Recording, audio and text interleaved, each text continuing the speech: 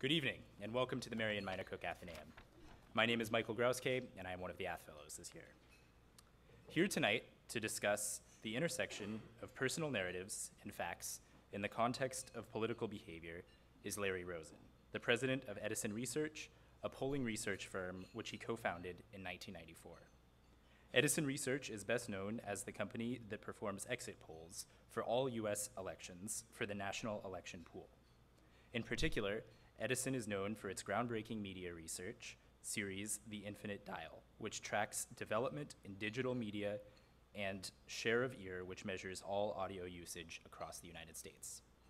Mr. Rosen is a graduate of Princeton University, where he majored in public and international affairs, and a graduate of the Wharton School of Business at the University of Pennsylvania, where he received an MBA. He is also the featured parent speaker for Family Weekend 2017, and his daughter, Dina Rosen, is a member of the class of 2020. As always, audio and visual recording is prohibited. Please join me in welcoming Mr. Rosen to the Athenaeum.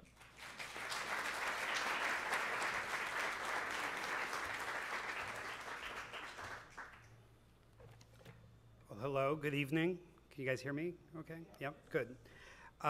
So yes, I'm Larry Rosen. I'm president of a company in New Jersey called Edison Research.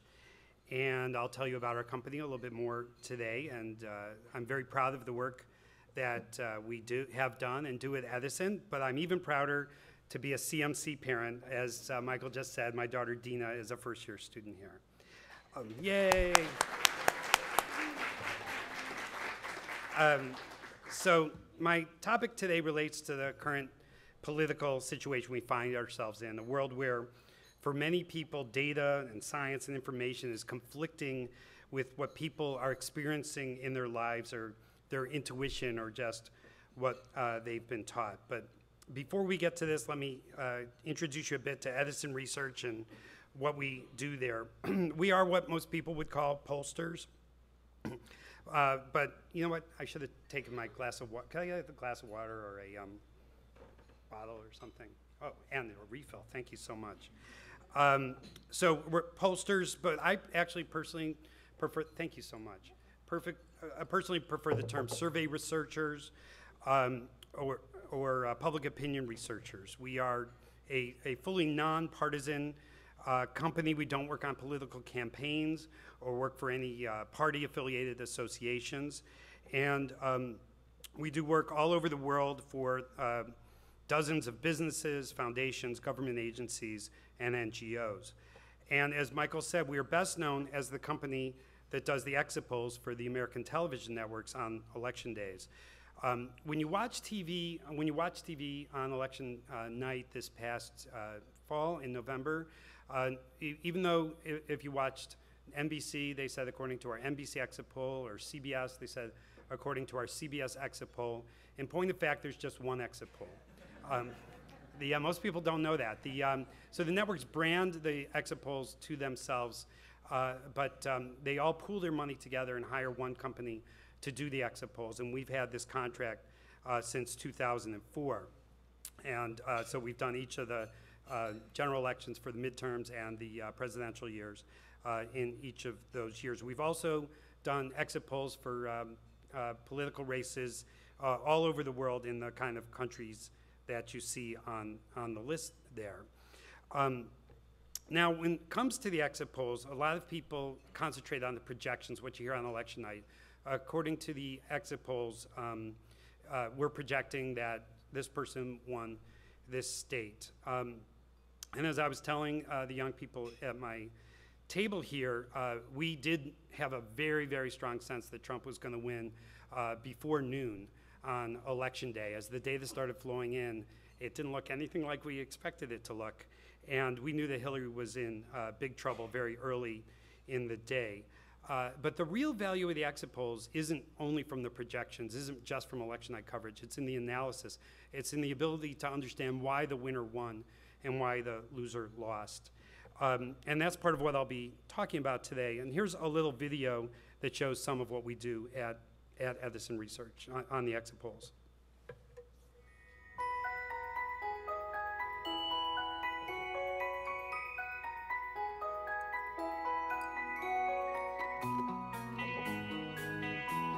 But in Virginia, Hillary Clinton has an edge based on... Whoa, here's a major malfunction. Wow. We did get a brief view of Dina playing soccer when she was like 7. Poor Dina. Wow. Anyhow, I was going to put up a map of the states to help you in case you needed help, but what I was going to ask, being a pollster, was to get a show of hands from the audience. So Hillary won 20 states in D.C., that's what we typically call the blue states, and Trump won 30 states. And so how many of you, and for the students where you went to high school, where you grew up, or where you might have voted? Yep. You just don't know it off the top of your head? Sorry, I don't know your password, yeah. Okay, so how many of you live in a blue state, a state that Hillary Clinton won? Wow. All right, let's try it the other way. How many of you live in a red state? So maybe 10% of the audience here lives in a red state. But of course, we had 30 red states and only 20 plus DC blue states. Still booting up. Yeah, I do, oddly enough, find that it takes much longer when the HDMI, for some reason, is plugged in. Should we unplug that and see if it boots faster? So part of what I'm going to talk about, I'll talk about it no matter what, but if my presentation comes back, is the fact that we do live in this world where a lot of people, in the blue states almost just can't even conceive of what the heck people were thinking in the red states. And by the way, it's true the other way around. There's a lot of people in the red states who can't understand how anyone could have voted the other way. And of course, even within states or within counties or what have you. And whoa. Oh yeah, that's it. Oh, you're good. So the parents here will remember these commercials for FedEx where the slides didn't come and the guy's making designs with his hands because the slides weren't delivered. That was more than a bit what that felt like. So let's see if we can get back to where I was. I only rehearsed this like 6 times in here too, and this never happened. So I showed this video. Be afraid, because this is where it blew up. All right, so this was the electoral map I was going to show when I got my show of hands. And so let's see if this works from here on. Whew. So with that in mind, with the idea of, this audience here, heavily a blue state audience, I want to show you a video from 2015 from Scott Pelley and the CBS Evening News, just as a kickoff to our discussion.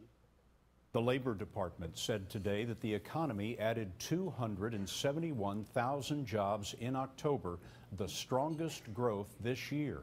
The unemployment rate fell to 5%, the lowest since 2008.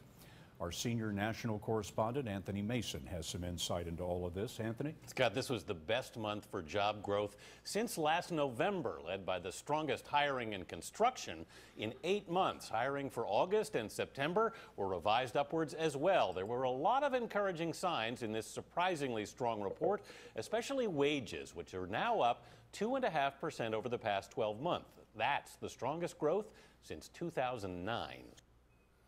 So what's your reaction when you watch a video like this? Well, it really depends on who you are. You might have had any number of different responses to this. For most people, this is just the kind of sort of boring, superficial announcement that our government makes, and then the television networks sort of dutifully report on the evening news. And let me show you a couple quick things that probably went by too quickly for you to notice. One is that I find fascinating that the person at CBS News who made the little graphic to go over Scott's shoulder used the term hiring boom to accompany that report about jobs, even though that was only on the screen very shortly. And the information is sourced to the Labor Department sort of invisibly at the bottom there. It's reported really entirely as fact. CBS does not say that the Labor Department claims that these jobs were added. It does not even say the truth, which is that the Labor Department estimates that these jobs were added. It says in a straightforward fashion that these jobs were added. And by the way, the fact that these are indeed estimates is given away by Anthony Mason saying that the two previous numbers had been revised upwards. So obviously these are estimates, if that's the case. Now, I would guess that in a crowd like this, most of you would assume, as I do, that these numbers from the Labor Department are legitimate, that they reflect the work of a lot of well-meaning economists and statisticians who consistently measure such variables such as the unemployment rate, job growth, and other things. In addition, I would guess that most of you assume, as I do, that the people who compile these numbers do so in a fashion that is entirely disconnected from politics. They call them as they see them. If it helps the president and his party, or her party hurts that party or the president, it's entirely disconnected from the numbers that these people report. But what we are finding at Edison Research, and plenty of other pollsters are finding as well, is that there's a significant portion of the US population, a large and very politically important part of the population, that simply does not believe these numbers and many of the other numbers that the government is producing and other institutions whose only goal is to report what they consider some sort of objective truth. Perhaps they don't believe these numbers because they hear people on talk radio or cable television or in online forums saying that these numbers are not true. Perhaps they don't believe it because, of course, other things they have been told were true turned out not to be true. But the most likely reason they don't believe this is that their personal experiences diverge so monumentally from what these kinds of reports are saying that on some level, numbers like these just don't seem possible. It's as if when they watch the news, they are hearing well-meaning newscasters telling them that 2 + 2 = 5. Now, if one goes through the news these days, there's lots of reasons to be optimistic. In fact, if you can look at a lot of the data on the economy that's produced and argue that things are better than ever. One could really say that everything is awesome.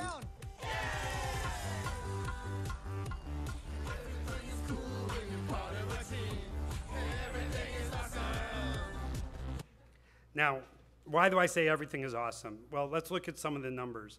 The unemployment rate is currently at a very, very historically low rate. You see here, historically, we had the big recession. The number spiked up to close to 10%. It's been going down every year then, and it's down basically as low as it was before the recession ever hit. So the official unemployment rate is very, very low. Those of you who track the stock market know that basically every day it hits another record high. From the trough during the Great Recession, it's gone up and gone up consistently and is now well over 20,000, approaching 21,000, having dipped into the 6,000s as recently as 2009. We are in the middle of the longest streak of private sector job growth in recorded history, according to the economists. Ever since we recovered from the incredible losses during the Great Recession, every single month reported since then, some just barely, but every single month since then has had a net gain in private sector jobs ever since then. And there's other things that you can point to that just wouldn't, official statistics that would make people very, very optimistic. Because of Obamacare, or the Affordable Care Act, the percentage of Americans who are uninsured has declined to recorded low. Statistics that people watch very closely, both the percentage of teen pregnancies and the abortion rate have been going down continuously for a long time. The last full year recorded for median household income in 2015, it increased on average by 5.2%. So there's all kinds of good news out there that seems to be collecting, and you would think people would feel in their real lives. However, we do a series of polls with the public radio show Marketplace, where we're trying to measure how people feel about these various statistics. It's an ongoing series. Each iteration we do of this poll is a national survey of Americans 18+. We do 1,000 interviews. The most recent one was 1,036 interviews. And as I said, it's to measure people's personal economy, not these statistics about how the country's doing, how things are going in general, but how is it going for you personally? What is your personal economy like? Here's a little video with our friends at Marketplace on the PBS NewsHour describing what we're trying to do. Hi, welcome. You're going to be tackling something we've been trying to understand for a long time. Yeah, we are. I mean, you see people consistently rate the economy as the #1 thing they're worried about in this country. It tops even terrorism and national security in the most recent polls from other organizations. So we wanted to know why. What is it about people's individual economies that makes them say this is the most important thing for us? So we went out with Edison Research and we said to people, 1,000 people across the country, why? What is going on? What are you feeling in your own personal economy? And that's what this poll is all about. So looking at some of the results of that poll, we have this thing we call the Economic Anxiety Index, and we ask questions about how do you feel about the economy. And we found there's just a lot of stress out there. 64% said they're sometimes or frequently anxious about their financial situation. This one got a lot of attention. Nearly 4 in 10 Americans told us that they sometimes lose sleep over their finances. 42% say they feel stuck in their current financial situation. 66% of Americans say they feel financially insecure.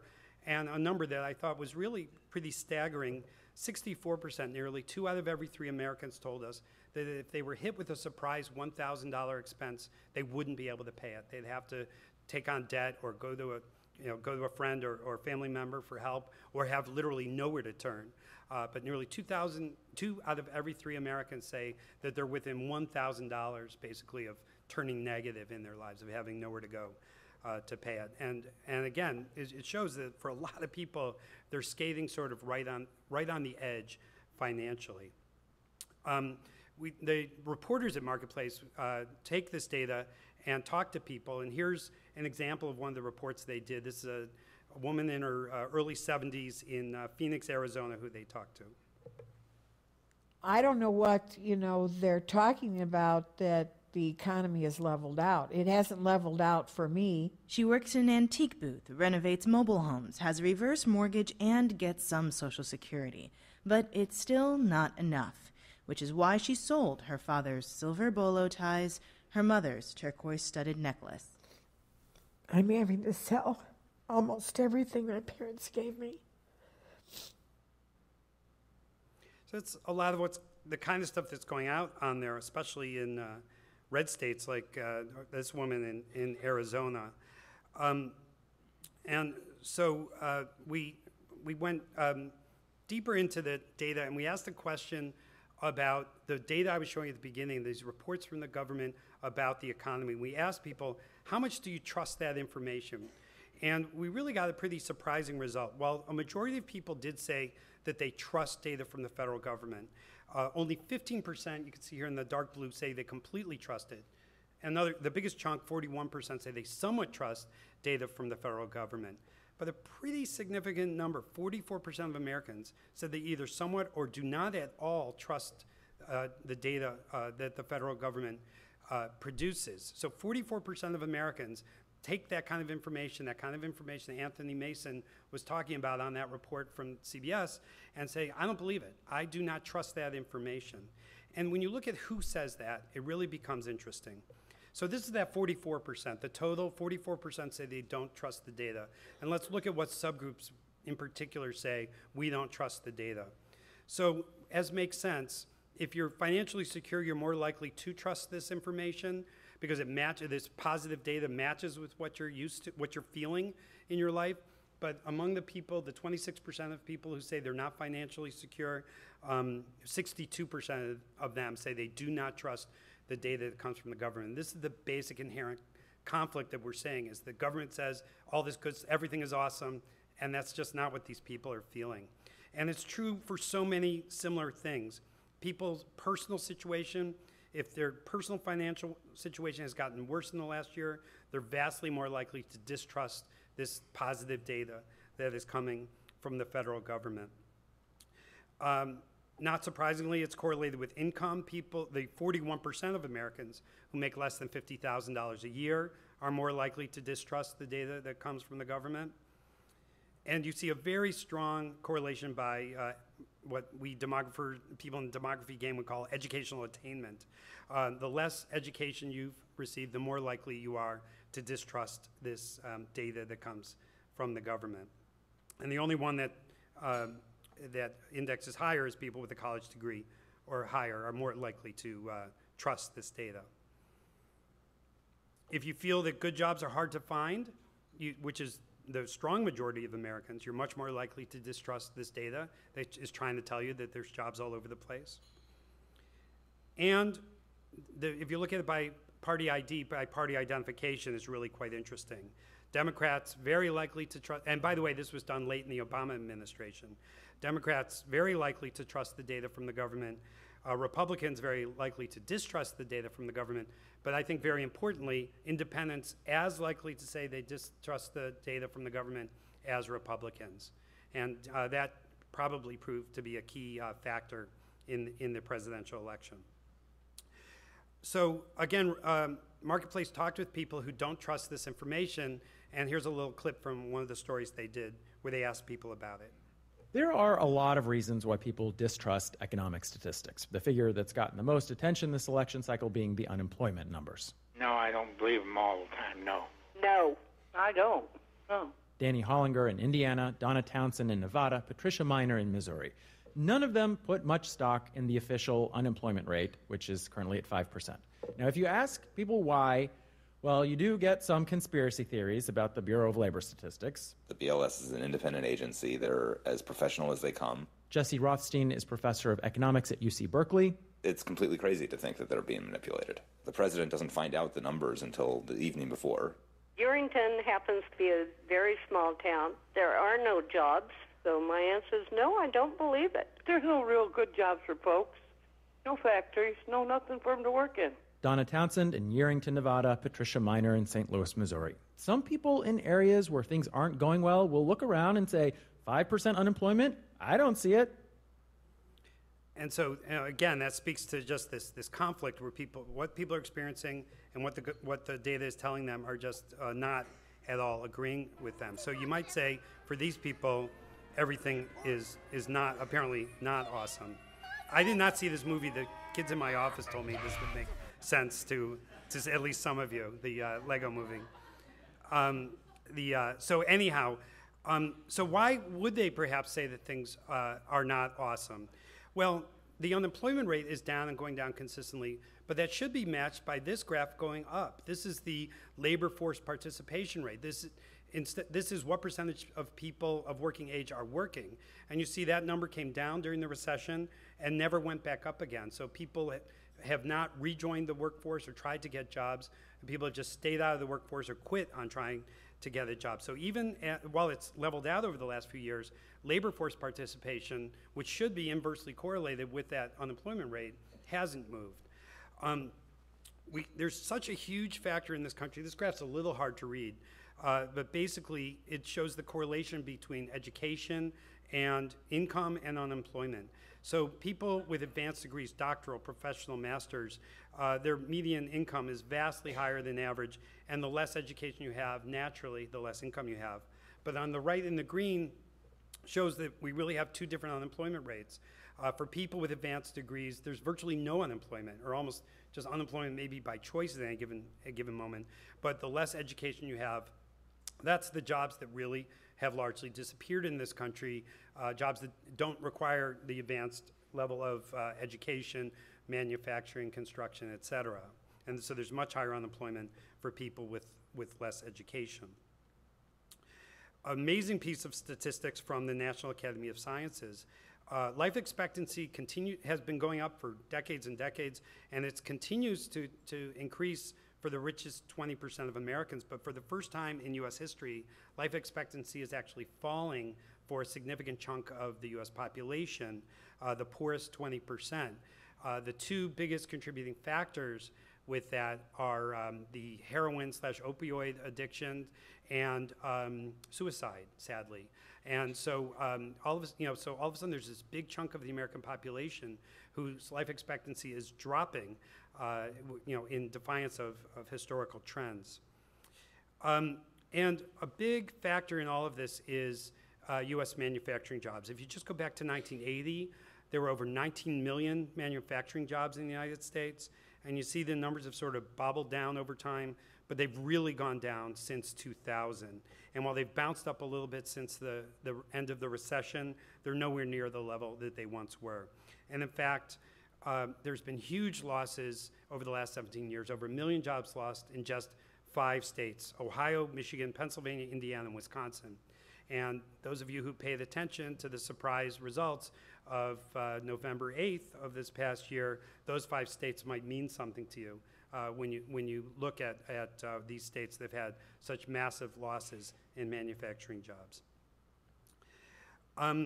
Gallup has been tracking forever satisfaction and dissatisfaction with the way things are going, and while these numbers do tend to go up and go down, you will notice that over the last long number of years since the recession, they've come down a little bit, but the numbers have been, in a sustained way, very high. The percentage of Americans who say they're unhappy with the direction the country is taking.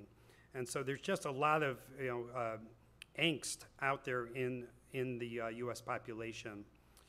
On top of that, one of the biggest words involved in the U.S. election all the way through from 2015 through the primaries and into the general was this idea that the economy is rigged. And in fact, we got in our survey that 62% of Americans agreed with the statement that the economy is rigged in favor of certain groups. And this was true across every demographic group. A majority of whites, blacks, Hispanics, Hispanic or Latinos, we were talking about that at the table before, Democrats, Republicans, Independents, all the way, no matter what, a majority of people said that the economy is rigged against them. And we asked, well, who's it rigged for if it's rigged? And this was interesting. Basically, there was total agreement. The economy is rigged for the rich. I love this next finding. It said the economy is rigged for politicians. So they're saying politicians are rigging the system for themselves. A high level of agreement that's rigged for corporations, for banks and bank executives. And slightly lower numbers, but really interesting findings. 46% of Americans said that the economy is rigged to benefit white people, but you see a big difference by party identification. Republicans, who tend to be very white, were much less likely to say that it's rigged in the favor of white people. That's the red here closest to me, whereas Democrats are much more likely to say it's rigged for white people. And then there's people, significant chunks of people, believe it or not, who believe that the economy is rigged for immigrants, 36%, or rigged for minority groups, 32%, especially, as you can see, a majority of Republicans believing that the economy is rigged. You know, it shows it's a big country out there with lots of different perspectives, because they actually believe that the economy is rigged for minority groups. So there's just this wide feeling that things are rigged, that the system is not fair across all kinds of sectors. So with all that as context, I want you to listen to some of what Donald Trump said through the course of the election campaign, and maybe you will hear some of it in a way that you hadn't heard it before.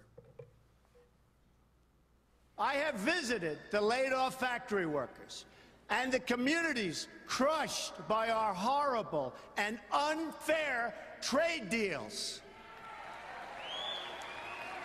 These are the forgotten men and women of our country, and they are forgotten, but they're not going to be forgotten long. Do you know how many millions of jobs have been taken out of our country? And this area is a prime area. You know, another area where we're really concerned, you look at upstate New York, it's devastation. It's devastation. That's why I go up there, and we had 21,000 people in Albany the other night, 2 nights ago. We have 6,000, 7,000 people. It's like a routine crowd. These people are desperate for jobs, and they want their businesses back. And by the way, a thing that's never mentioned, rules and regulations. They put regulations on people and businesses that make it impossible for us to compete. Don't believe those phony numbers when you hear 4.9 and 5% unemployment. The number's probably 28. I want to make the country great again. This country is a hellhole.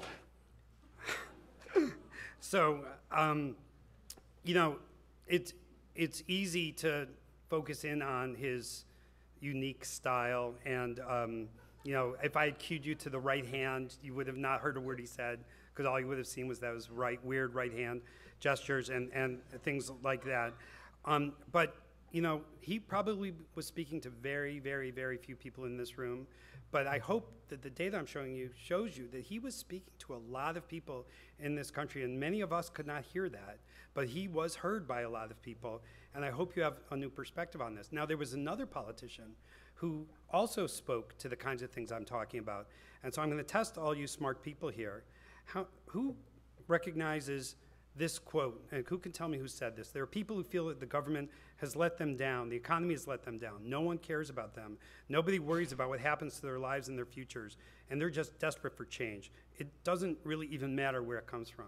Does anyone recognize that quote? Who said that? Bernie? That's okay. Any other guesses? It's not Bernie. Barack Obama, that's the other guess in the office that everyone, Bernie and Henry David Thoreau, no, it wasn't him. It was actually Hillary Clinton. However, right before she said that, she said, just to be grossly generalistic, you could put half of Trump supporters into what I call the basket of deplorables. If you read what she said that night, it's a dead-on economic message that speaks to the very kinds of things I showed from Trump. The problem is, all anyone keyed in on was what she said before she said those words, and that was the basket of deplorables statement. This is the next paragraph after the basket of deplorables statement that got all the attention. And in point of fact, if you talk to people in Washington about why she lost, they will say it's because she never created an economic message that resonated with people, especially in those states I was talking about. In fact, what Hillary really ran on was disqualifying Trump and driving his negatives as high as they could possibly go. And in fact, she actually did a really good job of that. According to our exit polls, he had the highest unfavorability by far that we've ever met. We or our predecessors doing this have ever measured. 60% of the people who voted in the election had an unfavorable opinion of Donald Trump on Election Day. By far the highest number. However, there was one problem. The second highest number ever recorded was the number that we got for Hillary Clinton. So the problem, I mean, if she had had a favorable rating against that crazy unfavorable rating, she would have won in an overwhelming landslide. We had a unique situation in this election where we had huge unfavorable numbers for both candidates. And this is actually where the election was won by Trump. So if you put it all together nationally, 41% of the people who voted on Election Day were favorable to Clinton and not Trump. 36% were favorable to Trump and not Clinton. Nobody liked both of them. Only 2% of people said, oh, I love them both. You know, it's hard to choose between them. But 18% of the U.S. population came to vote that day feeling negative about both of them. And I think that's really remarkable that they came out to vote, because it'd be like saying, you know, Pepsi tastes terrible and Coke tastes terrible, but you have to go drink one of the two of them. You know, most people just say, no, I'm not going to drink it. 18% of people didn't like either of them, but still came out to vote. And so how did that 18% of people who didn't like either of them vote? Well, they broke hard to Donald Trump. And that's where he won the election. He won the election by people who didn't like either of them kind of shrugging their shoulders, saying, what the heck, I got to pick one of these two. And for enough of these people, you know, this was a very large gap, enough to put him over and yes, some voted for Johnson or Stein. I don't like either of them, I'll go off the board. But as you can see, there was a huge gap in favor of Trump among these group I call the neithers. I don't like either of them, so I will pick Trump. And in fact, if you look in individual states, for instance, in Wisconsin, 22% of people did not like either of them, and look, they broke 60 to 23 for Donald Trump. That number of people who didn't like either and voted for him was significantly more than his margin of victory. This is where he won the state of Wisconsin. His margin among the neithers put him over in Pennsylvania. It put him over in Michigan. It put him over in Florida, where it's 61 to 24. The people who didn't like either of them went to Trump. And in North Carolina, these are the 5 states where the number of neithers breaking to him was higher than the margin of victory. So these are the 5 states, all of which Trump won, all of which Obama won, by the way, that basically won the election for Trump, because he got people who didn't like either of them to say, what the heck, I'm gonna take a chance and vote for this guy. Furthermore, if you look at our exit polls, 69% of the entire electorate of everyone who voted said that they were either angry or dissatisfied or both with the federal government. 62% of people think the country is on the wrong track as of November 8th. 68% said their financial situation is the same or worse than it had been. And 39% of people said change was the most important candidate quality on a list of possible items. And all of these groups voted for Donald Trump. So I hope at least you get the basic idea that there was a lot of people who were very unhappy and very dissatisfied and got into that voting booth and said, I'm going to, you know, despite it all, despite the Access Hollywood tape and just all the horrible things he says and does, I'm so desperate for change.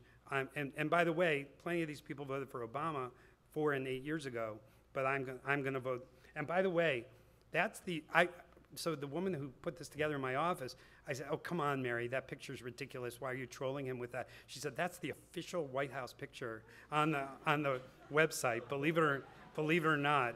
So, ladies and gentlemen, the President of the United States. But let me just wrap up with a couple thoughts. You know, during the campaign, my wife, who's over here, who's a doctor, came home one day and told me a very strange story.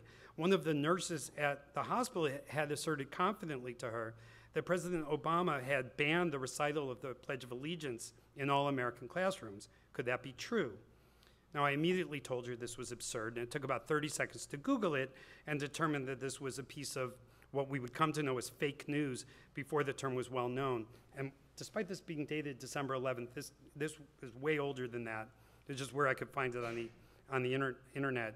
It's dated December 11th. It's totally phony. But it really got me to think, you know, how in the world could this nurse have fallen for something so preposterous? But when you think about it, she believed this because she wanted to believe it. She saw it on Facebook or somewhere on the internet, and instead of investigating it, she internalized it. She said to herself, this sounds to me like something Obama would do, and so she believed it. And by the same token, ask yourself if at any point during the campaign, you heard something about the candidate that you did not support that ended up turning out to be an exaggeration or even an outright falsehood that you initially believed. Because you might have believed it just as Debbie's nurse believed what she believed because it aligned with your worldview for the way you saw things. And that's really the point. You know, many years ago when I was a child, there was really this sort of consensus position with regard to news and information, and it actually emanated from 3 side-by-side buildings on 6th Avenue in Manhattan, the news divisions of ABC, NBC, and CBS. And alongside them was a pretty conforming print media. And you could see the vestige of what was the news in the 60s and 70s and into the 80s on that report from CBS that I showed at the beginning of this presentation. The Labor Department said these things were true, and it's reported as true. And again, I don't want to confuse anyone here. I personally have no doubt whatever that the well-meaning statisticians and economists at the Bureau of Labor Statistics are reporting these things in the same way they always have, and that they are as true as they can be. But in the last 30 years, and especially in the last 10, first talk radio, then Fox News, and now the internet is out there screaming to people that they were getting a biased viewpoint on the news, and there's another story to be told. Similarly, there are now either even farther right and farther left news media outlets. No matter where you are in the political spectrum, you can find information that marries up to your personal worldview.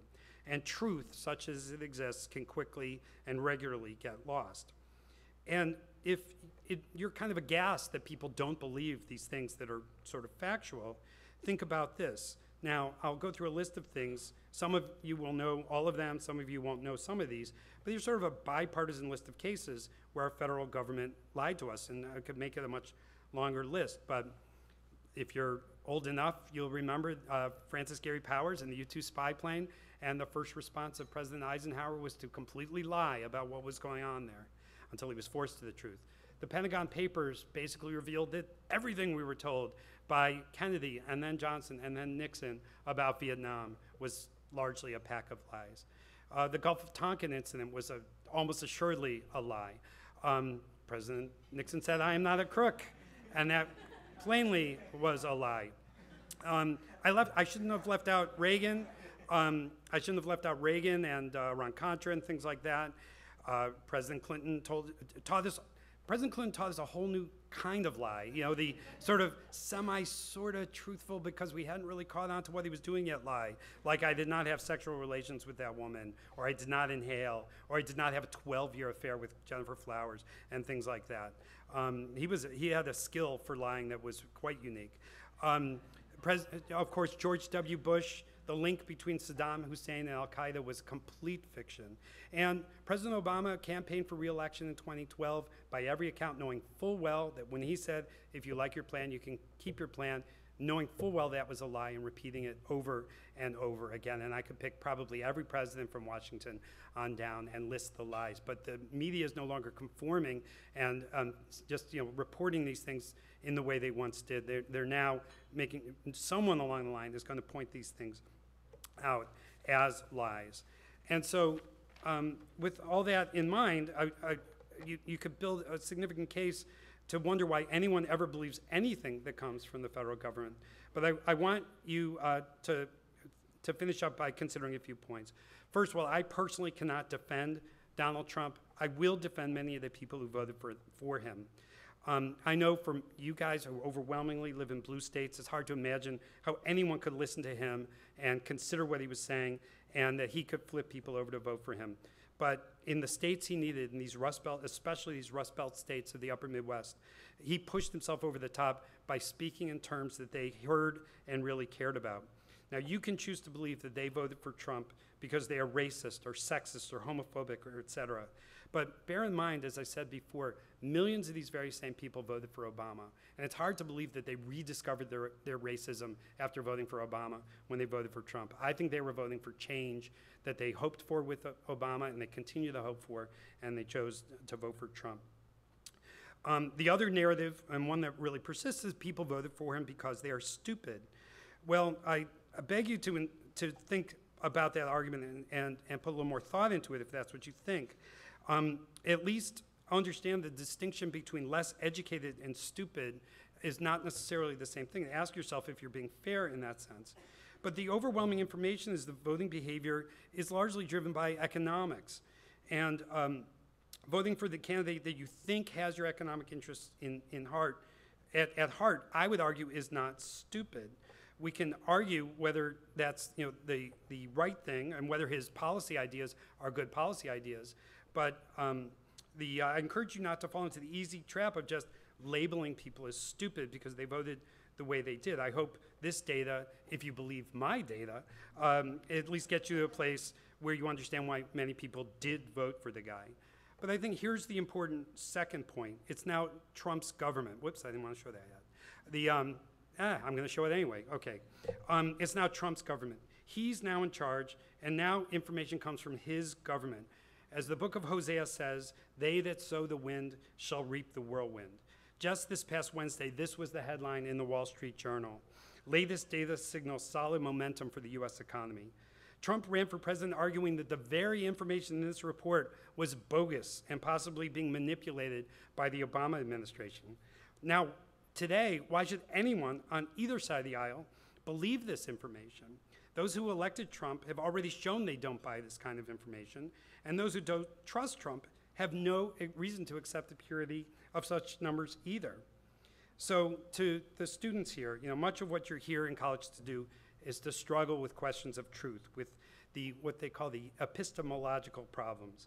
And while there are certain things that simply are true, there are also things that we choose to accept as true, and so other truths that we can have a legitimate debate about. For even as we live in a world where Trump and his supporters promote easily disproved conspiracy theories, and many people continue to accept scientifically discredited notions like creationism, and many of those same people fail to accept scientifically credited notions like climate change, we also live in a world where many otherwise liberal thinkers don't accept GMO science, or in a disturbing number of cases, don't accept vaccine science. So in these cases, I hope you as students will ask yourselves what you should do when you run against seemingly objective data that conflicts with your personal experience or your intuition. As they said on the X-Files, the truth is out there. I wish all of you students on whom we're all so depending luck in your efforts to find it. Thank you.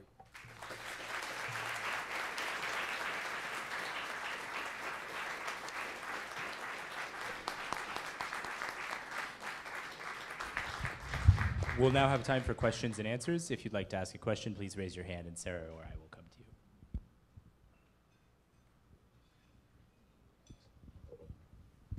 Hi, thank you so much for your remarks. I really appreciate the time you took in speaking to us this evening. I just have a question because so much of your background and what you're about as like in terms of your profession depends on this very tangible, objective statistical data. And I'm wondering how you, and like in the way that you are thinking about your profession moving forward, how you're able to present and collect and gather the statistical data in the world of like fake news. When you have the president at a press conference saying Russia is fake news, or saying that the unemployment rate, like this actual objective statistical data, is false. How are you planning to redefine or reassess or reframe or restructure the ways in which you are gathering data and or presenting it to be palatable for the general American public? That's a great question. We regularly had Trump use exit poll data. His famous quote, if you remember during the primaries, I love the poorly educated. It came straight from exit poll data, where we showed that he had, in the primaries, he won overwhelmingly among less educated people. And so, that kind of created a certain, we certainly laughed about it in the office that, he was quoting our data. So he seems to like our data when it, fits what he wants to say. And yeah, he basically attacks anything that doesn't fit his narrative as fake and false. To my talk, all we're about is the truth at Edison Research and doing our best. And we're fully aware that survey research is estimates, and we make it clear that these are estimates. But we have yet to personally have, well, no, that's not true. We have plenty of people who say our data, they don't so much say our data is false. They say our data can prove things that it actually can't prove.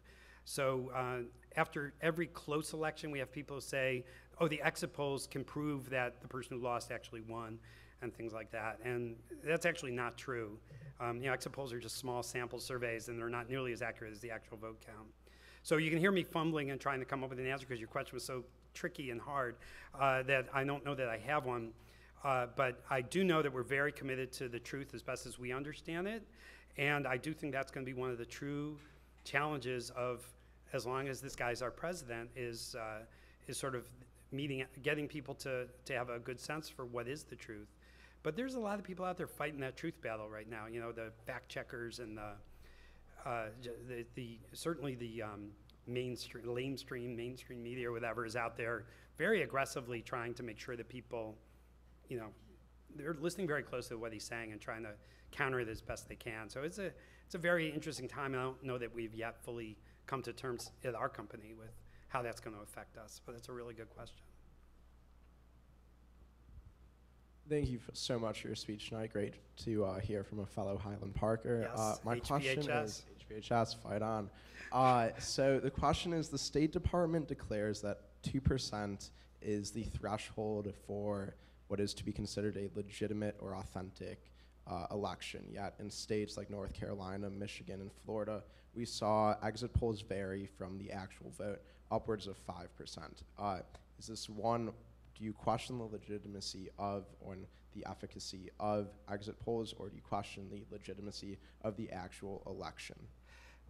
Well, very much I don't challenge the legitimacy of the election, but I also would challenge some of the stuff that you read out there online about the exit polls.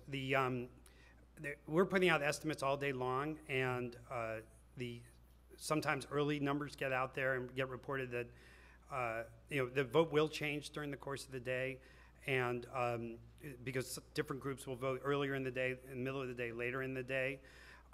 We're also reporting any number of numbers to the networks through different models of what could be the outcome.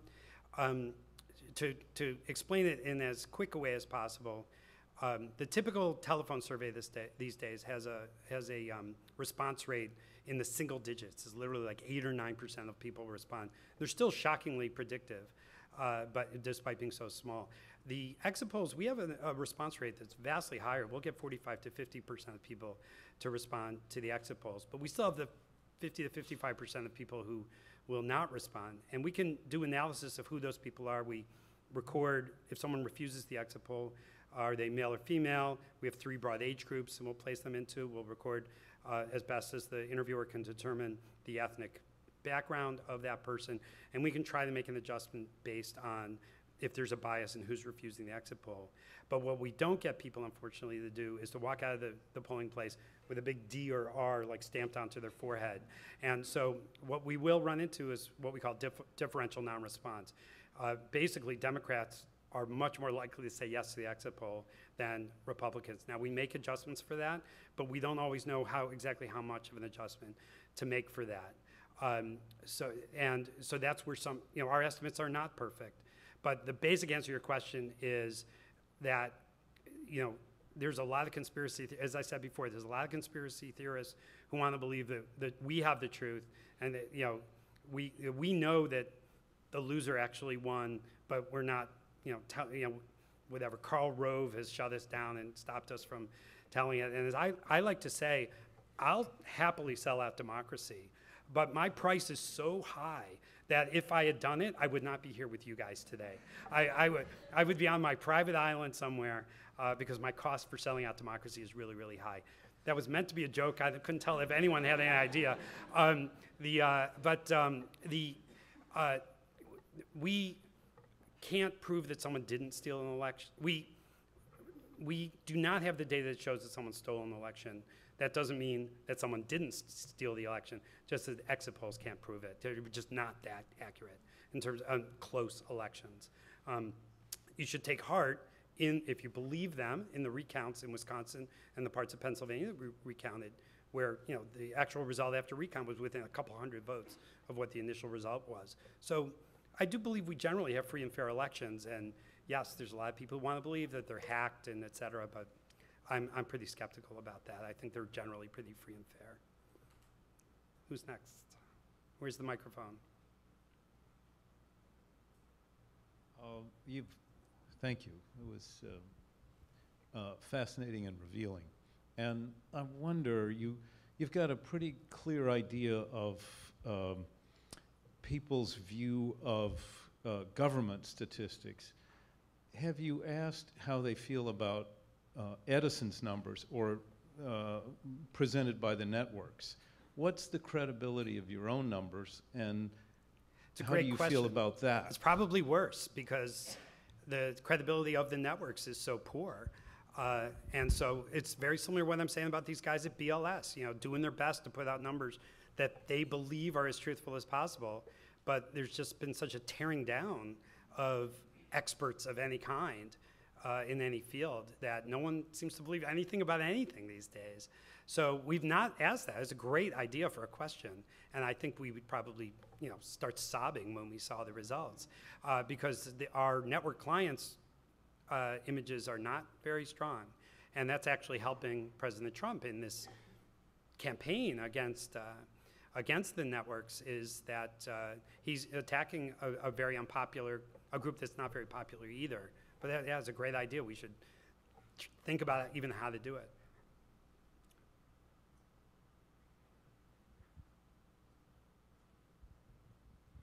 Thank you so much. You've challenged a lot of our assumptions tonight, and we appreciate that.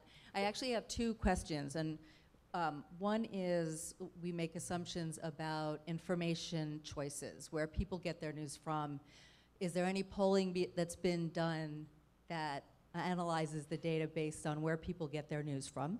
Because I think most of us probably feel that there's something to be drawn from that. And then the other thing is I always answer surveys when they come in because I used to do market research, and so I never hang up on anybody. But me too. But the one question that makes me furious when I get it, and whoever answers it, whoever asks it always has to hear from me, which is that question about is the country going in the wrong or the right direction? Because I always want a follow-up question, and it's never asked. And so particularly during the Obama presidency, I would get that question, do you like the direction the nation's going? And for me, I didn't, because I thought it was being hijacked by a particular portion of the legislature.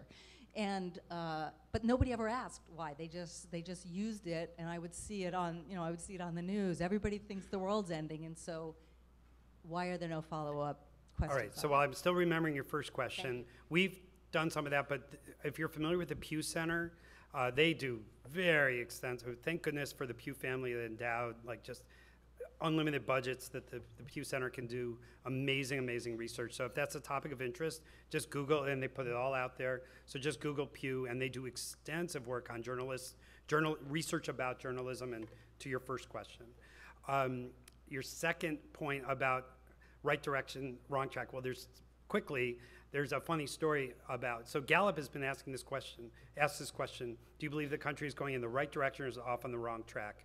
And I personally hate that question, not for the reason you hate it, which is a really good reason, but I always thought it was so ridiculous. Why isn't it right direction, wrong direction, or right track, wrong track? Why is it right direction but wrong track? And so I was once at a meeting with, I don't know, some of you will have seen on TV this guy, Frank Newport, who's the editor-in-chief of the Gallup poll. He's this very courtly guy from South Carolina. And I was with Frank, and so I said, Frank, what's the deal with that? Why don't you just, balance that out? He said, well, Larry, Mr. Gallup himself invented that question in 1949, and I'm not going to be the one to change it because we've been asking it that way for all these years. So they continue to ask it that way because they've always asked it the way, and we have this phrase in our profession, the trend is your friend, and they don't want to change the wording. But that's not your point, which is why don't they ask why? I believe actually there are surveys that go on to ask, to try to dig into why. And it is interesting because a lot of people who thought the country was on the right track under Obama will flip now and say it's on the wrong track. And so it's clearly a proxy for feelings about the president at any given time.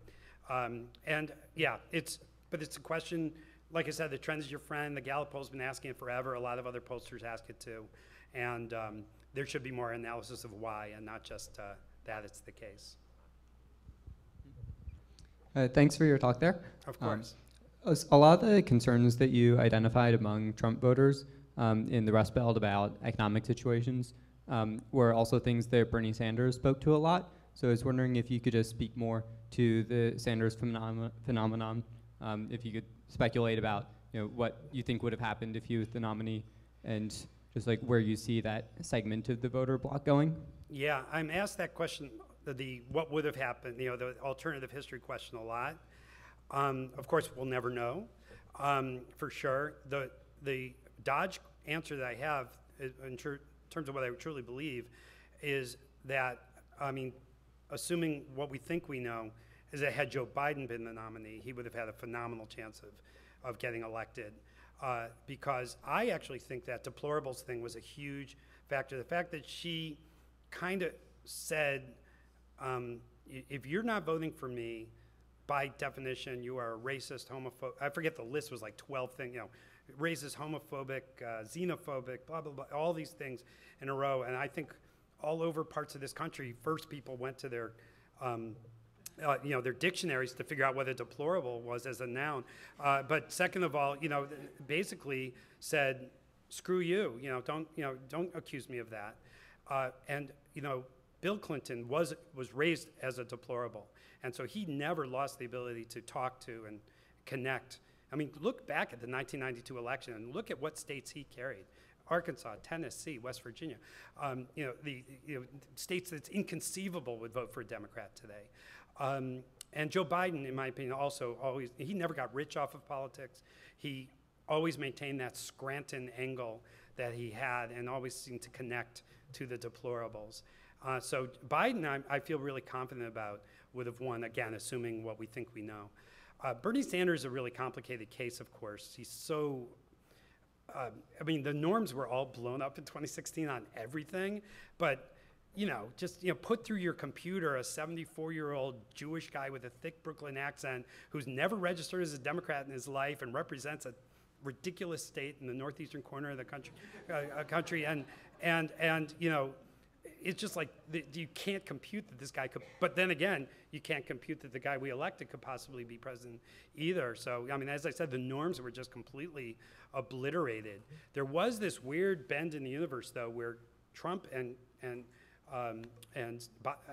Bernie agreed on certain issues like trade and trade deals and things like that. So that's a really, really hard question. I think he would have won Wisconsin and Michigan, but the question is, would he have won states that she won, like New Mexico and Colorado and some of the other states? Who knows? I don't know. It's a really, really hard, it's like, what if Superman had landed in Russia or whatever? It's like, we'll just never know for sure what would have happened. But it's a fascinating question.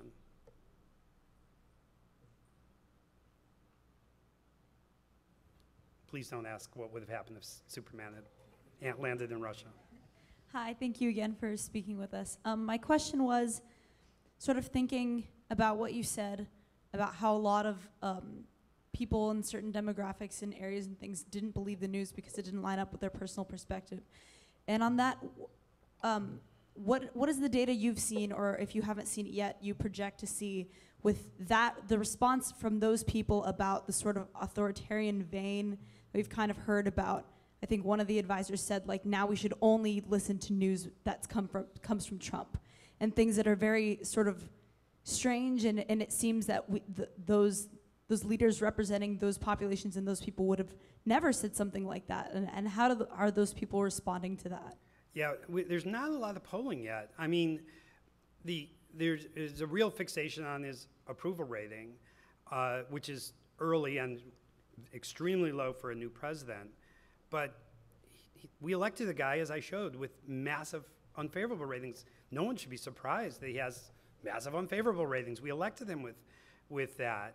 I think it's extraordinarily unlikely to change, and not important, again, from this counterfactual history. But there's no doubt she would have huge, record unfavorable ratings for a newly elected president if she had been elected president. It's just really early days on polling on him and sort of understanding this. And then part of our industry's challenge is he, in as much as he's blown up all the norms, is the questions we ask, right direction, wrong track, all these sort of questions that we've been tracking, or the industry has been tracking for decades and decades. Is that good enough? Is that enough to answer the kinds of questions? So I don't mean to dodge your question. I truly just don't know yet how the public is reacting to what seems to be some combination of chaos and insanity. But there is evidence, to be sure, that the same people who voted for him and the people who supported him have not yet given up on that support.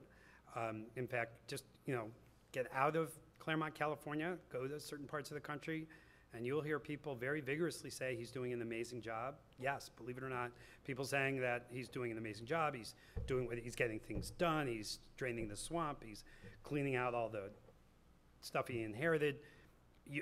Very few people in this room, me included, are exposed to that very often. But I'm telling you, it's out there still, and will those people hold on to him? Because he has a relatively thin level of support by historical standards already. So it's a very tough question, but it's just too early to answer.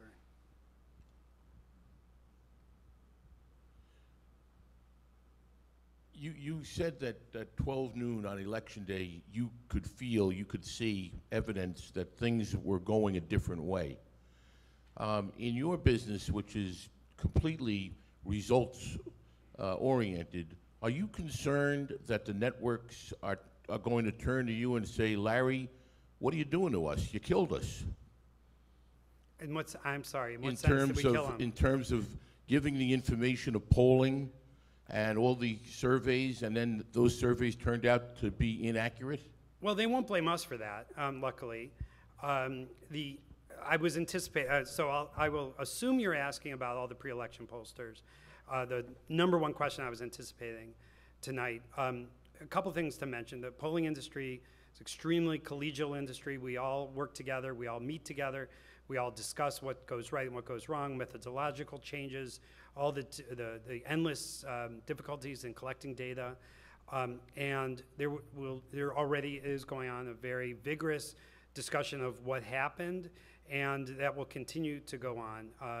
The more defensive pre-election pollsters will point out that national exit polls, the average on election morning on Real Clear Politics or whatever was like Hillary by 3.1, and she ended up winning nationally by like 2.0, and they would argue that's a really pretty good estimate from historical standards, but there were much bigger misses in states.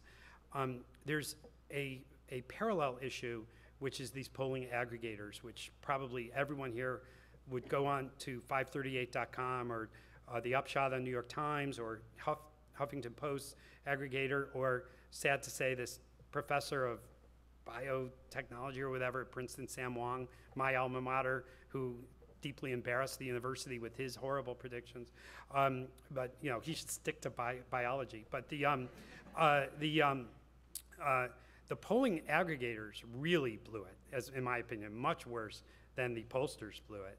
And I think that's the group that's really going to have to think about what they're doing. Huffington Post has already announced they're not doing that anymore. They will only do what Real Clear Politics did, which is just average the polls. They won't try to translate that into a percentage chance of the winner winning or percentage chance of the loser losing. And we have discovered that, very interestingly, when say, for instance, 538 said that Hillary had a 79% or 71% chance of winning, and Trump a 29% chance of winning, people who know statistics knew what he was saying. But all over the country, people heard, oh, Hillary's winning 71 to 29 in the polls, which isn't what they were saying, but is what people were hearing. And well, if someone's winning 71 to 29, they're winning. I mean, and so, you know, Nate Silver can argue all he wants that, oh, I was warning people that Trump might win, but no one was hearing that from him. They were hearing that he had no chance. And so these polling aggregators, who is a very new thing, and they cropped up and they really advanced our field in certain ways, but they're predicting the future is a very dicey game, you know. And you know, if you remember Jean Dixon, she'd make 50 predictions at the beginning of every year, and if one of them came in, she'd go, "Look how smart I am." Predicting the future is very, very hard. Luckily, we stick to sort of just measuring the present, so we're in a much safer place. So they haven't shown us that they're too mad at us yet. All right, that was a terrific talk. We really enjoyed it. So I want to go back to the basic question of what should we do about this problem? And let's just go back to the 5% unemployment rate, which you started your. Is the basic problem the way we're presenting information? I'm reminded of Mark Twain's statement that if I have one foot in boiling hot water and the other foot in ice cold water, you'll tell me on average I'm perfectly comfortable. And so people aren't 5% unemployed. What percentage of communities in the US conform with that 5% number? I'm sure there are some communities in which everybody has a job. Right. And many communities in which the number is sharp and high. So is part of the problem these kind of gross national averages that really don't speak in any way to the realities of what people experience? And is there a way to present information differently that responds directly to people's experiences rather than to flatten it out with these kinds of national averages or statistics? Well, first of all, I want to know who said that this guy could ask me a hard question like that. We spend a tremendous amount of time thinking about the presentation of data. You can see I have a team that does wonderfully creative presentations of data, and the presentation of data is a really, really challenging thing. Because, like I was saying with the Nate Silver thing, people just don't instinctually understand numbers. You have to be trained to understand a lot of the numbers, and certainly to understand estimates and margin of error and sampling error and all the different things that go in to estimates. So it's an incredibly difficult. My answer is going to be yes. You're right. It's an incredibly difficult problem. In my opinion, I grew up in the Midwest, and I've said for years that if any network moved their news headquarters from Manhattan to Manhattan, Kansas, they would report the news completely differently. And instead what they do is they send a reporter that says, Jimmy looks through his rusted out truck and can see the factory that no longer employs him. Now back to you, Dan, in New York. It's always this just incredibly simplistic boy, the rustics out there, you know, are unhappy. But it's always through that Manhattan, New York prism. And so, again, you can see me sort of fumbling about trying to think of a cogent answer to your question. You did a great statement of the problem, and I don't really know the answer. I don't work in the news, by the way. I provide to the news, but I don't work in the medium, so I think a lot about it, but I'm not a real practitioner of it. But getting people to understand statistics and what they are and what they mean better, there is this burgeoning area. That's, you know, what Nate Silver has made a career out of now, and others, but it remains an enormous challenge. And the dutiful reporting that I loved that someone in my office found that just intensely boring, typical Labor Department report that I showed at the beginning there, because that's what our news media has done forever. And there's no, I mean, someone puts hiring boom over his shoulder. Was it really a hiring boom? But no one's really thinking about how are we communicating this. This is like, well, we report the monthly job report every month in the same way with that same guy, Anthony Mason, and no one's thinking about the questions you're asking in terms of how do we know anyone's understanding what we're talking about. So it's a great point. It's a huge challenge. See, now no one wants to ask a question because the president asked a question and everyone's intimidated. Any more? Yes. Thanks so much for speaking tonight. So just wondering, I remember actually reading on the Silver's website that traditional economic indicators such as poverty or median household income was actually a really poor indicator for Trump's winning. So the poorest counties actually voted for Clinton, whereas the economic anxiety factor that you mentioned before was a really good predictor for Trump's winning. So I was wondering, first of all, if you could just talk a bit more about how exactly is economic anxiety defined quantitatively, and second of all, if that could be what's bridging between the official numbers that we see on the polls and then on the official website and what are experienced by people saying, so I do have a job, but I am not happy with it, nor do I see myself, you know, working in that industry tomorrow. So could that be the bridging between the official numbers and what's experienced by people? Thank you. So there's a lot wrapped up in that question. First of all, with regard to income as a predictor of the vote, it wasn't that good a predictor because, sad to say, the African-American population and the Hispanic Latino population of this country, A, voted in very large numbers for Clinton, and B, are much lower on average on the economic scale.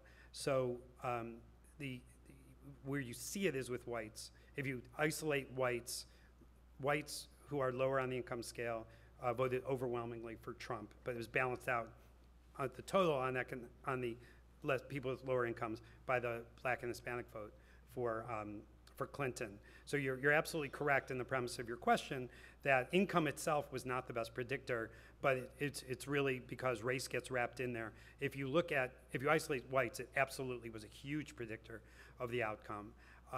And that's really where he won. He actually surprised with better than anyone thought he could possibly get. Still terrible, but better than people thought he could get numbers among the Hispanic Latino population. But the win was from winning in overwhelming numbers among whites. The other part of your question, I showed some of the data about things that speak to economic anxiety. I kind of whizzed past it, and feel free to email me and I'll send you, point you to the other information. But yes, the people who expressed this level of anxiety voted for him in much bigger numbers. And that's what I was hoping I got you to understand today, that it wasn't just I voted for him because I'm racist, I voted for him because I'm sexist or homophobic. Those are all possibly true in individual cases, but I don't think those were the biggest reasons people voted for him.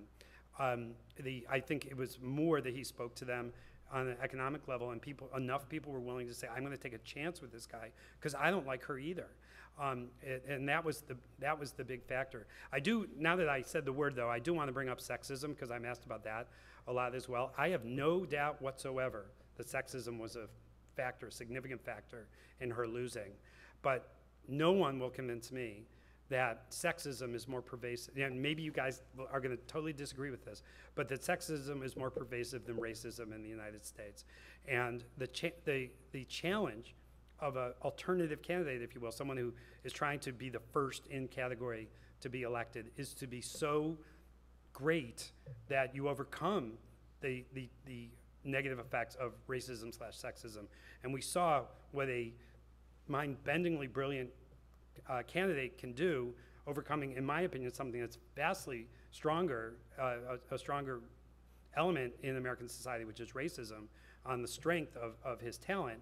And she just wasn't able to overcome what sexism meant to her. Now, again, I'm certain sexism played into her loss, but had she been a stronger candidate, she could overcome it. And I believe to my toes that if America can elect a black man, if you could take me back 20 years and say, place your bet, what will America elect first, a woman or an African American?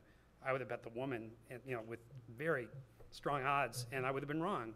So I don't think it was it was, yes, in part a rejection of a woman, but that wasn't the entirety of her loss. Unfortunately, that's all the time we have for questions. Please join me in thanking Mr. Rosen.